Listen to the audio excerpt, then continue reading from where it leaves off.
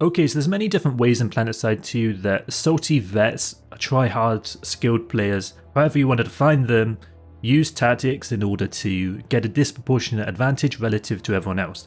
Some of these are going to be obvious things that I'm going to kind of talk about in the first half. But then separately to this, there are also underhanded methods that people will use in order to gain an advantage, and I kind of want to level the playing field, and that's what a lot of my videos that are more information based are all about, right? The loadout videos, the graphics guides, they're all meant to kind of bridge that gap in information and knowledge, and basically level the playing field and make things a bit more equalized in terms of skill distribution. So first, let's talk about the very obvious things. If you have good accuracy, good headshot ratio, that's going to help more than anything else. So make sure you've got your sensitivity turned down to a point where you're not overshooting or undershooting opponents, which you can test in VR training. Obviously, if you overshoot where you want to actually aim at someone a lot more than you undershoot, then that means that your sensitivity is too high, and vice versa.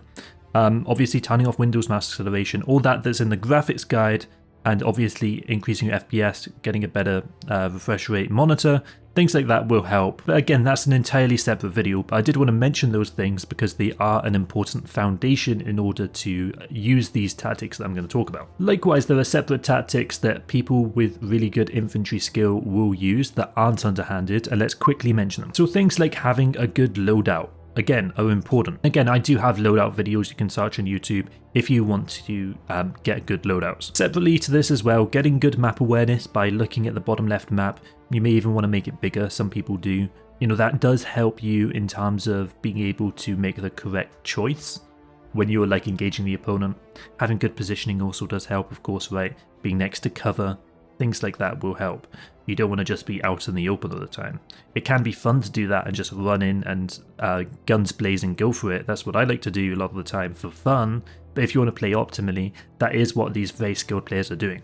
They are playing more cautiously, they're staying next to cover. We're also going to be abusing movement to a decent degree, right? So using weapons like the HV45, which have an aim down sight movement penalty, which is far lower relative to the other weapons, will help you be able to kind of like strafe faster. There's small little things like that with movement that do genuinely help. Of course, making sure that you retain Pika's advantage, of course, is going to be a massive deal, especially in Planetside. And so those are the more basic tactics that people will generally use in order to get good, right?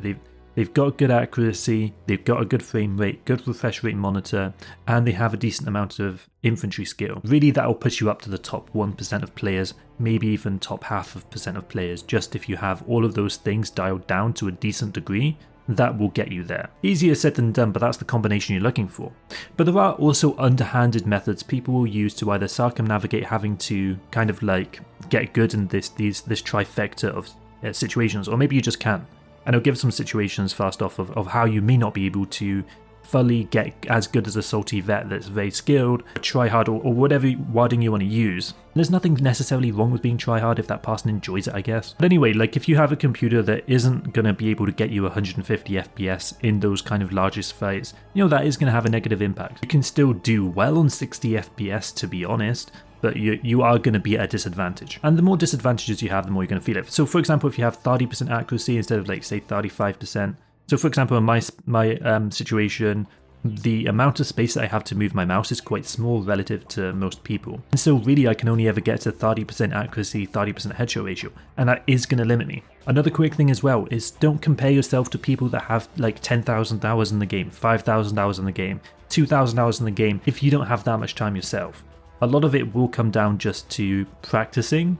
Although I will say with this as well, if I'm going to make this type of video, that what I've noticed from a lot of people in the past, and myself included, is watching people on YouTube that are good from YouTube compilations, or watching really skilled players on Twitch, just for like 10 minutes before you play, 20 minutes before you play, and then playing the game, and basically doing that multiple times, it will help kind of not only ingrain it into your head that it's possible, but also, and they're not just hackers, for example, which some people fall into the copium of, but it will also help you like get into your mind the movement mechanics they're using and the way that they're moving around the map, the positioning that they have, how they rest their crosshair, you know, how much they pre-aiming. All of that stuff will come from Twitch streams.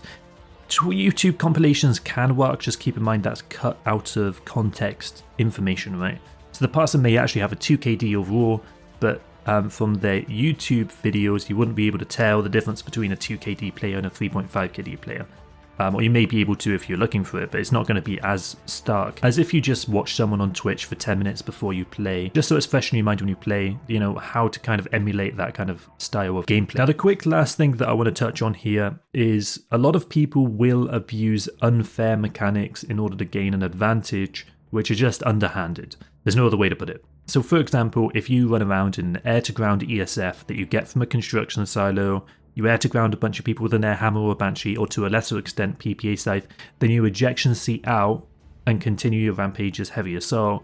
That is of course going to lend you a bigger advantage relative to someone who's just playing the game normally. Likewise, if you play in the second continent, which usually has a bunch of noobs at prime time, and you let all the tryhards go on the prime time a lot, and they all do their own thing, and they're all fighting each other on the main continent, and you just go on the second continent, that as well is something that you will see some tryhards uses like an underhanded method in order to just farm the opponent really, and it's not very difficult. A lot of people also, when mentioning underhanded things, would make accusations and say that people are using lag switches. And whilst that is the case, where I've seen people like Coops have very weird hit detection associated with their character, a lot of that could just be to do with them having bad packet loss because of their country that they're in. You know, I'm just using that pass as an example, but you know, these kind of accusatory things where you say, oh, these people are only playing well because they're cheating or because they're exploiting on a lag switch. You know, it is copium a lot of the time. You know, you can check out these people's Twitch streams a lot of the time, and really it's just because they're skilled at the game. And also, again, they're abusing movement a bit, right? They're switching left and right a lot, which is confusing the game. You're shooting at them and you're not actually shooting them. That's an entirely different topic, but it is worth mentioning. Likewise, some people would see this kind of video and think I'm going to say that people are using wall hacks to kind of see people through walls.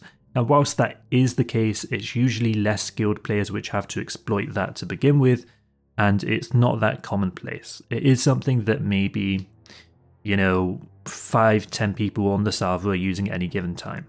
It's not a big deal, and if it's just going to be stealth hacks, a lot of the time it's like giving a child some knuckle dusters. It's kind of, in theory, going to help a bit. But if we're being honest with ourselves, it's not going to make a massive deal because these players that are using these hacks oftentimes are not playing optimal to begin with, and so if anything it will just get them to like 1.5 KD, 2 KD, when they otherwise shouldn't be. It's not going to make this massive difference. Now there are exceptions to that where people will get to, you know, 3.5 KD playing with hacks, and they have been kind of exposed in the community in the past, but it's really not worth worrying about. It's not that big of a deal. It's not that commonplace. I'd be the first person to complain if I thought it was a big deal, and I just genuinely don't think it is. Now I hope you all have a wonderful week. Subscribe to the channel if you haven't already, and like the video if you haven't as well. So subscribe, like the video. Until next time, I'm out. GG. Bye bye.